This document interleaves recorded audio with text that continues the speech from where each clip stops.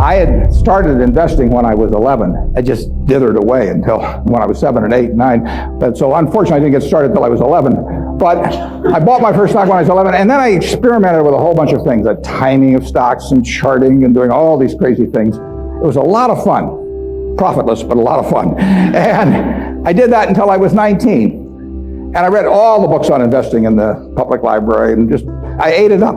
It was fascinating to me, but I had no framework. I was just searching for something. I was hoping that little things on a chart would tell me something about what a stock was going to do. It was kind of crazy, but everybody else was doing it, so I figured I'd do it too. Sometimes you'd turn the chart upside down, it still wouldn't help. Then in 1949, I read The Intelligent Investor by Ben Graham. I'd never heard of him up till then.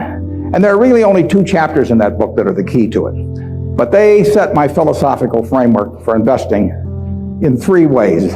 They're so basic and so simple, it's hard to understand how they could be that important, but the 10 Commandments are simple. The first is that a stock is part of a business. I mean, you can't think of a stock as something different. You value a business, and then you divide by the shares outstanding. But what you have to think about is what kind of a business are you getting into, what are its economic characteristics, who are its competitors, what's its management like, all of these things that relate to a business instead of a little ticker symbol. I used to know when I was 11 or 12 the ticker symbols of every company virtually on the New York Stock Exchange. I could mark the boards at Harris Upham, but I didn't know anything. I mean, I knew that X was U.S. Steel and T was AT&T and so on, but I didn't know anything. I didn't know what was behind them. So I had to start looking at these little symbols or these little names in the paper as businesses and decide, how do you value a business? What counts? The second thing in the book is that Graham gives you a marvelous set point in terms of how the investor should react to stock market fluctuations. He talks about his mythical Mr. Market in chapter 8. And there's been no better thing written in terms of the investor's attitude toward stock prices.